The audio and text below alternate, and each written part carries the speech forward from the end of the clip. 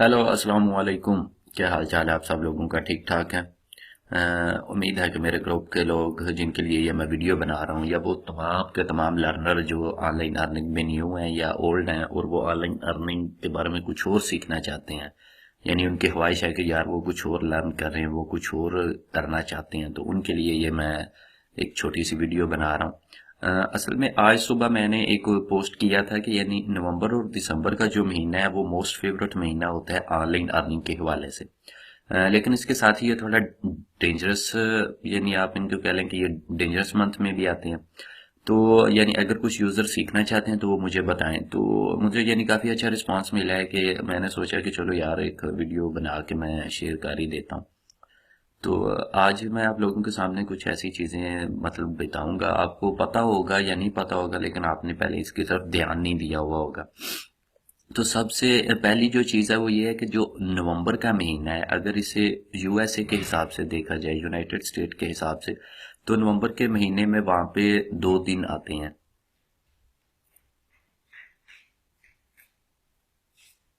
अच्छा, तो मेरे भाई मैं बता रहा था कि 2 दिन आते हैं नवंबर के महीने में। नंबर वन है मतलब ये जो दोनों दिन है ये यूनाइटेड स्टेट के हिसाब से हैं। यानी 11 नवंबर को वो वहाँ के लोग एक दिन मनाते हैं, वेटरन्स डे। यानी इस हवाले से अगर आप कुछ सर्च करना चाहें तो आप गूगल में सर्च कर सकते हैं। यानी आपको अगर सादा अल्फाज में बताऊं तो ये है कि यानी उनके जो पुराने सोल्जर्स जो वर्ल्ड वॉर 2 के हवाले से ये दिन मनाया जाता है, वहाँ पे उनकी मतलब कौमी सतह पे छुट्टी मनाई जाती है। तो अगर इस हवाले से आप अपनी कोई पोस्ट बनाते हैं, वीडियो बनाते हैं, पिक्चर बनाते हैं और इस दिन से पहले मतलब यूं कह लें कि यानी इस दिन को मतलब मेन रखते हुए, इस दिन को टारगेट करते हुए अगर आप विजिटर लेना चाहते हैं, ट्रैफिक लेना चाहते हैं, तो इस हिसाब से आप वर्किंग करते हैं। तो इस हवाले से एक चीज ये थी। दूसरा उनका आता है 26 तारीख को thanks giving day. Thanks giving day के हवाले से भी आप सर्च कर सकते हैं, यानी ये क्या चीज है। लेकिन नवंबर के महीने में जो 2 मेन दिन है या जो 2 मेन इवेंट हैं, यानी ये सारी चीजें बेसिकली आती हैं इवेंट ब्लॉगिंग में। अगर आप लोग जानते हैं तो फिर आपको थोड़ा और ही इन्फो मिल जाएगी। ब्लैक फ्राइडे का नवंबर का जो चौथा हफ्ता होता है, यानी आप कह लें कि नवंबर का जो लास्ट वाला वीक है वो सारे के सारा ब्लैक फ्राइडे में आता है। सोमवार, मंगल, बुध, जुमेरात, जुम्मा, हफ्ता, इतवार, मतलब ये सारे का सारा हफ्ता ब्लैक फ्राइडे में आता है। तो वहाँ जो मतलब आप कह लें कि जो इवेंट ब्लॉगिंग करते हैं या जो एसईओ एक्सपर्ट्स हैं तो वो पहले पूरा साल ब्लैक फ्राइडे की तैयारी करते हैं। उस हवाले से अपनी सारी कीवर्ड रिसर्च, अपनी पोस्ट वगैरह, अपनी वेब पोस्ट हैं या वीडियोस हैं, उनको कंप्लीट अरेंज करके रखते हैं कि जैसे ही ब्लैक फ्राइडे आए तो उस हवाले से हमारी पोस्ट टॉप पे आए। दूसरी चीज़ आती है साइबर मंडे। अब इन इन दोनों के हवाले से मैंने लास्ट दिनों में काफ़ी रिसर्च की है। काफ़ी ज़्यादा इन्होंने रुपया भी अर्न किया गया है। वो मैं आपको एक आध पिक्चर उसकी दिखा देता हूँ। ये देख लें, ये किस कंपनी का रेवेन्यू है। आपको यहाँ पे इसका लोगो नज़र आ रहा है, ये देख लें। अडोबी कंपनी है। इसके कई सॉफ्टवेयर हम यूज़ करते हैं। हम तो वैसे भी माशाल्लाह पाकिस्तानी लोग तो जितने भी क्रैक सॉफ्टवेयर होते हैं वो यूज़ करते हैं। ये देख लें 2012 में इनका ये जो ब्लू कलर में शो हो रहा है ये थैंक्स गिविंग डे है, ठीक है। ये उस हवाले से इनकी सेल है। ये जो ग्रीन कलर में है ये ब्लैक फ्राइडे है और ये जो पिंक में है ये साइबर मंडे है। देख लें 2012 में क्या रेशियो है, 2013, 2014 और आखिर पे देख लें 2015 में इन्होंने क्या रेशियो अपनी बना के दिखाई हुई है। और ये कितने डॉलर हैं, ये सिर्फ 2.75 नहीं है, ये 2.75 बिलियन है। बिलियन, अब आप ये तो जानते हैं बिलियन किसको बोलते हैं, ठीक है। एक और पिक्चर आपको दिखाना चाहूंगा, ये किस कंपनी की है आप देख सकते हैं। ये किस कंपनी की है ये साथ में लिखा हुआ है। या यूएस के हिसाब से उन्होंने बताया हुआ है कि 2008 में उनकी क्या सेल्स हुई थी। ये ब्लू कलर का थैंक्स गिविंग डे है और ये जो डार्क ब्लू आप कह लें ये ब्लैक फ्राइडे है। 2009, 10, 11, 12, 13, 14 और 15 में आके देख लें। तो इन चीज़ों से आप थोड़ा सा अपने ज़हन को रिफ्रेश कर लें, थोड़ा सा आइडिया लगा लें कि यानी ये जो नवंबर का मंथ है ये कितना इंपॉर्टेंट होता है, ठीक है। इसके बाद अगर हम आए दिसंबर की तरफ तो इसमें देख लें या 25 को आती है क्रिसमस ईव, ठीक है, यानी क्रिसमस डे से पहले की जो रात है वो वाला दिन। उसके बाद या 25 को आ रहा है क्रिसमस डे, उसके बाद 25 को डे आफ्टर क्रिसमस डे, और फिर 31 को आ रहा है न्यू ईयर ईव। तो ये जो 4 मेन दिन हैं, इनके लिए भी ब्लॉगर सारा साल तैयारी करते हैं, अपनी कीवर्ड रिसर्च मुकम्मल करते हैं, अपनी पोस्ट बना के उसको शेयर करते हैं, उसके लिए बैकलिंक्स बनाते हैं, उसके लिए मुख्तलिफ वीडियो साइट्स पे शेयर करते हैं, उसके लिए मतलब आप कह लें कि सोशल शेयरिंग करते हैं। तो ये सारी की सारी चीजें करके उन्होंने मतलब तैयार करके बैठे हुए होते हैं। अब लास्ट दिनों में मैं आपको अपने एक दोस्त ऑनलाइन अर्निंग में, मतलब मैं उनको जानता हूँ, मेरे बड़े अच्छे उस्ताद भी हैं, उनके हवाले से आपको मैं बताता हूँ कि वो बता रहे थे कि यानी उन्होंने सिर्फ ब्लैक फ्राइडे पे 8000, नहीं सॉरी, $800, यानी आप कह लें कि उन्होंने सिर्फ फेसबुक पे एक ऐड रन किया या इस तरह का कुछ भी काम करके फेसबुक की मदद से या सोशल शेयरिंग की मदद से या अपनी वेबसाइट की मदद से, यानी ब्लैक फ्राइडे के मौका पर उन्होंने इस एक हफ्ते में $800 अर्न कर लिए। ठीक है। इसके अलावा मैं थोड़ा सा आपको ये भी मतलब बताता चलूं कि मैं ये जो न्यू कोर्स लॉन्च कर रहा था, जिसके हवाले से मैंने पहले भी ग्रुप में पोस्ट की थी कि आया मुझे लॉन्च करना चाहिए कि नहीं, तो माजरत के साथ कई दोस्तों ने मुझे बोला कि आपने फीस ज़्यादा रखी हुई है। कई दोस्तों ने बड़ा अप्रिशिएट भी किया कि आपकी फ़ीस बहुत मुनासिब है, सिर्फ $40 है, यानी जो कि आम बंदा बड़ी इजीली उसे अरेंज कर सकता है अगर वो वाकई लर्निंग करना चाह रहा हो। लेकिन अगर वो सिर्फ चस्के लेने आया हो, सिर्फ आपको क्रिटिसाइज करने आया हुआ, तो फिर वो कभी भी फीस भी नहीं पे करेगा, लर्न भी नहीं करेगा। सबसे पहली चीज मैं आपको बताता हूँ, ये मेरा एक यूट्यूब का चैनल है, रिसेंट स्टार्ट किया हुआ चैनल है। ठीक है। इस पे आप सबसे पहले तो व्यूज देखें, इस पे व्यूज हो गए 1000+ हो गए। ठीक है। और इसकी अर्निंग अभी $1 नहीं हुई।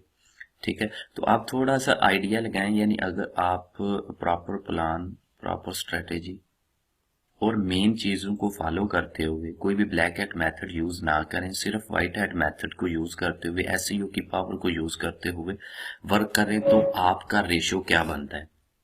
अभी आप इस पोस्ट से, इस पिक्चर से ये अंदाजा लगा लें कि 1000 व्यूज हुए हैं, और उन 1000 व्यूज के बदले में जो मेरी अर्निंग हुई है वो अभी $1 हुई है। ठीक है।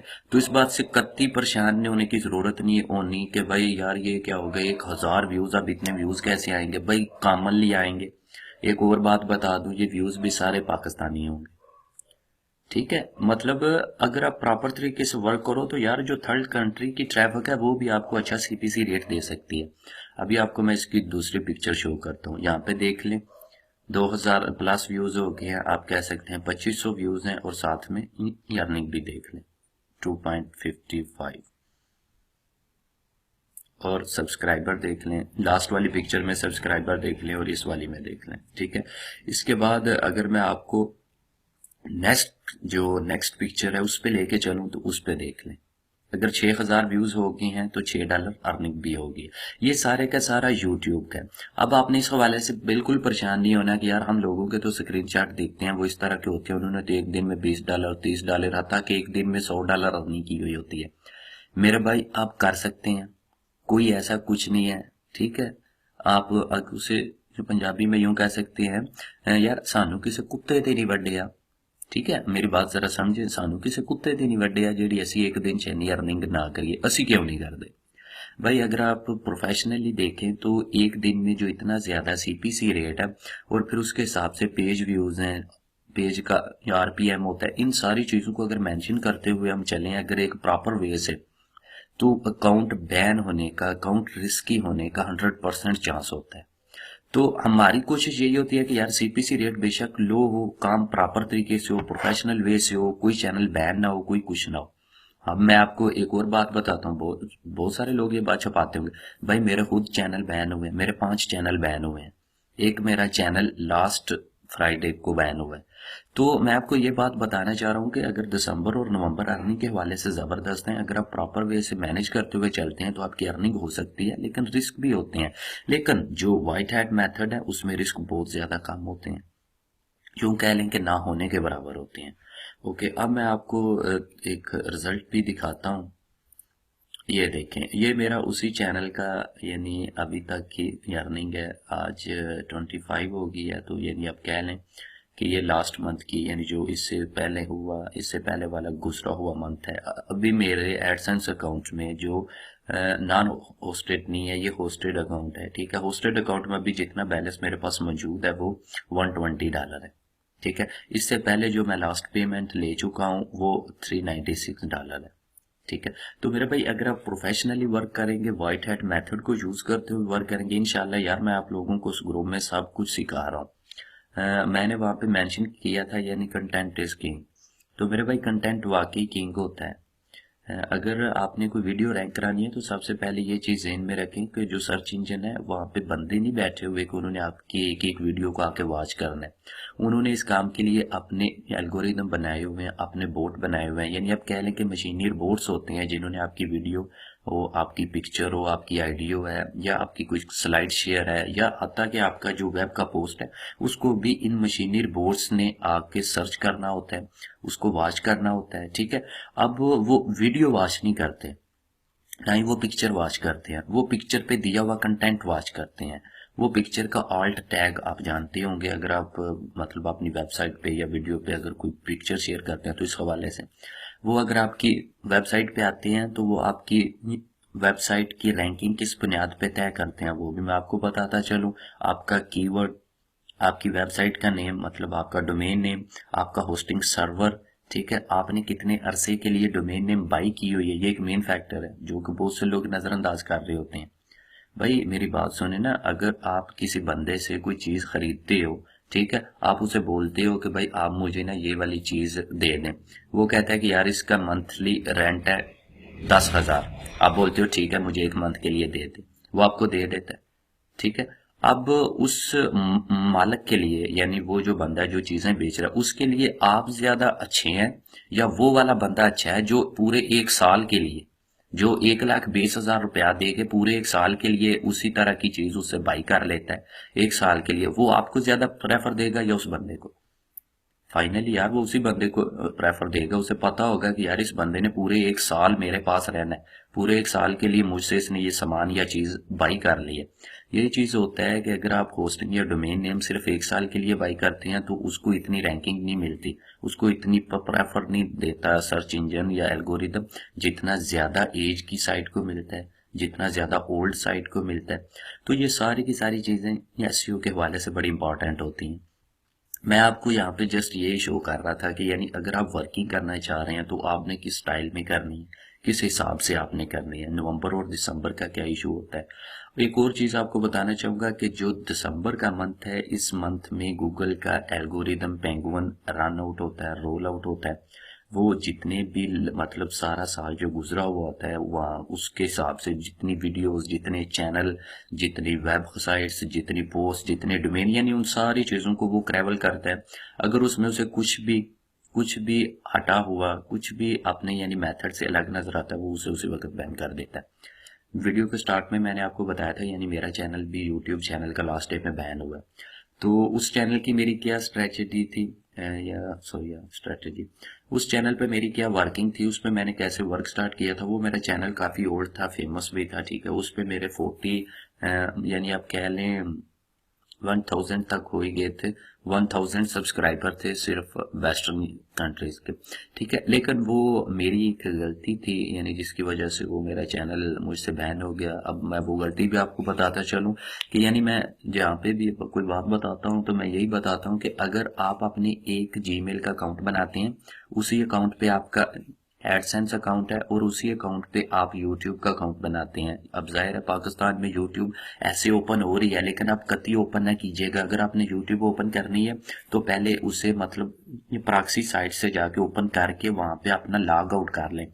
यानी मुझसे ये गलती हुई थी कि मैं पहले तो प्रॉक्सी यूज करता था, ठीक है, पेड प्रॉक्सीज मैंने भी बाई की हुई हैं उनके हिसाब से। लेकिन यहाँ पे मुझसे गलती ये हो गई कि मैंने जस्ट ऐसे यूट्यूब ओपन की बगैर किसी प्रॉक्सी के और वो डायरेक्ट ओपन हो गई। अब पाकिस्तान में यूट्यूब ओपन है, मेरे जेन में नहीं रहा हुआ था, तो वो ओपन होने की वजह से मुझे क्या बेनिफिट मिला, मेरा अकाउंट बैन हो गया। वो वहां पे भी लॉग इन था, यहाँ पे भी जब शो हुआ, दो जगह पे आईपी एड्रेस का इशू आया तो बैन दिसंबर था इस वजह से। ओके, अब एक और बात बताऊंगा, यानी जो मेरी पेड ट्रेनिंग है अगर वो ज्वाइन करते हैं तो इंशाल्लाह आपको काफी रिलैक्सेशन मिलेगी, काफी नॉलेज मिलेगा। इस कोर्स की जो फीस है वो $40 है, आप एक दफा ज्वाइन करके देखें इंशाल्लाह। अगर आप चाहे आपको लगे कि यार हमें कुछ नॉलेज नहीं हुआ, तो आप अपनी फीस वापस ले सकते हैं। ओके, थैंक यू एंड अल्लाह हाफिज, आपका शुक्रिया।